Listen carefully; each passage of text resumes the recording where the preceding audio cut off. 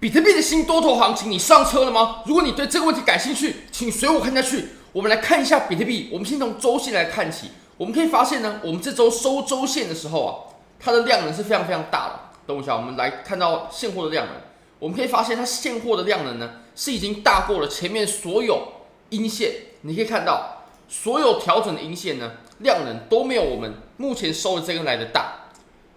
所以我会认为呢，我们这根量能呢，它其实量能是足够的，而且你也可以发现它的实体部分呢非常的长，非常的强大。那影线的部分其实也还好，如果我们看现货的话，真的是还好，它甚至比我们前面上涨的呢要来的更大。那这就打破了我们之前价格不断上涨，但是量能却没有跟上的情况了。那再来呢，我们可以观察一下其实我们可以复盘过去的几轮周期啊。那周期呢，我们都以牛市的最顶峰作为衡量的标准因为我认为牛市的最顶峰这个是完全没有任何疑问的，或者是说每个人对牛市顶峰它画出来的价位呢，或者说日期，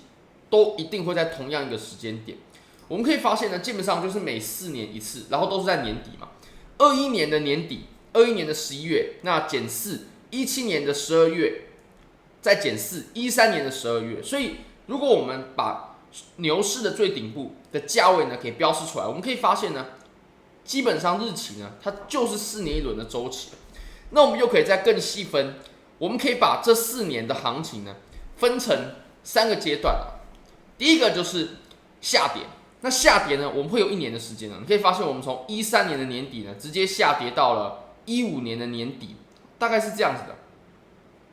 那这1年的时间呢，我们全部走的都是下跌。其实我们在过去走的这3轮我们基本上呢可以看到一样的情况。好，那我们再把这个位置呢给画出来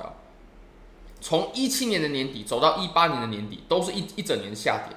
那21年的年底呢，我们再画到22年的年底，你也可以发现它走的也是一整年的下跌，基本上都是这样子的。那其实我们在牛市之前呢，我们还会有夹杂着1年的震荡。那当然，我们在13年之后的后面走的这个周期呢，它走的是比较规范它从14年的年底呢，连续震荡了1年，到15年的年底，我们才走出这个区间。那走出这个区间过后呢，我们接下来我们就走了2年的上涨，连续2年的上涨所以基本上我们可以发现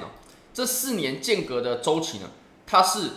有规律的，或者说有一定时间长短的，会下跌1年，震荡1年。还有2年的上涨，组成了这4年那当然，下跌的这1年我们都已经经过了嘛，所以重点就是我们震荡的这1年在什么地方那我认为我们在这个位置呢，上一轮的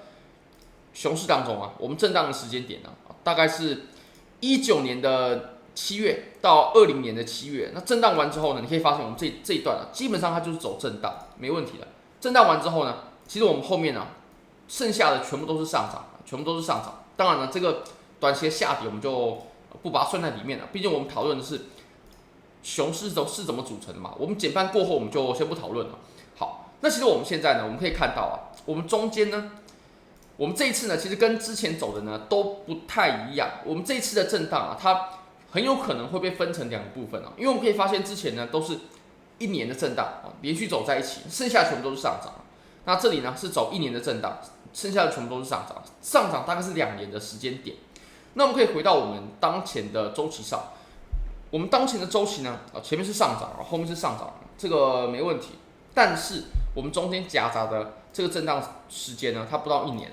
它的时间点呢大概是210天。那如果跟1年比的话，大概差了150天所以我会认为呢，我们在接下来上涨完了之后呢，我们会有一个150天的震荡。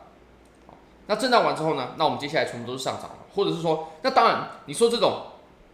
有短期的这种杀多头的行为，它当然不算是空头了，因为你说这个空头跟我们前面这种持续很长时间的空头呢，其实它还是从本质上面就不一样，或者说完全就不一样。那我会认为呢，我预期我们在上涨之前呢，我们还会有一个大概150天左右的一个震荡区。好，那我们再来看一下它往上的价位好了。其实我认为我们现在的上涨就真的是针对我们前一段下跌的回调，下一段我们下跌的反弹。你可以发现呢，如果我们画一个斐波那契的话呢，我们可以发现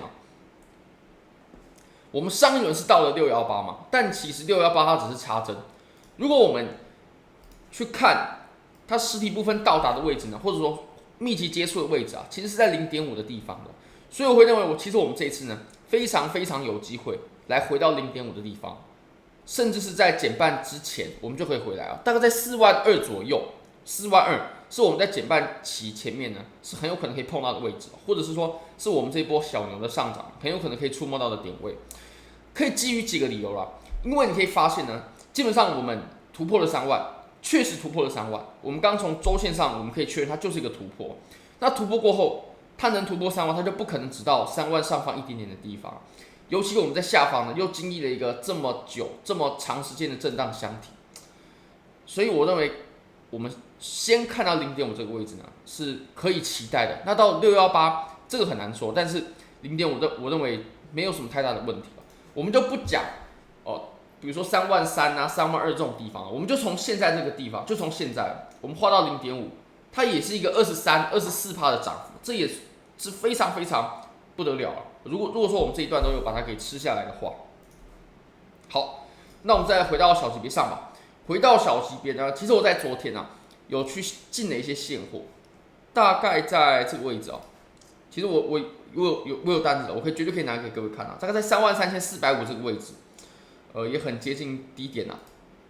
当然了，其实现货的交易所这个位置都是有打到的。那我的下一张单呢，我是挂在33000的这个地方，就在这些地方呢分别把它入场。那32500的话是，如果有机会，那我当然非常希望它碰到。那如果没机会的话，其实也没关系。其实现在呢，我们在暴涨之后，然后的调整阶段，它走的是很强势的。那我认为我们接下来呢，要不就有2种方式哦。第一种就是我们直接上破，再来呢就是我们回调之后呢，会有一个很快速的下跌之后又收回来啊。那当然我这样画是夸张了一点哦。我们可以举个例子哦，比如说当时在这里它走的呢就是这种回调，它回调并不是说这样子缓缓的下跌了，还好，它走的是这种很急速的下跌之后又拉起来了。那其实我们在多头行情当中呢，尤其是多头的早期阶段多头的初期呢，就很常看到这种方式的调整，就是上涨，没什么征兆，突然来个下跌之后又继续上涨，下跌之后又继续上涨，下跌之后继续上涨。那这个是在多头初期比较常见的。那在多头的末期呢，它才会出现这种顶部的派发区，就震荡很久的。好，这个是我们对接下来行情的一点预期啊。那如果你也想参与这些交易机会的话呢，非常欢迎你点击影片下方的 Bybit 链接。现在只要 KYC 入金$100，就会立即送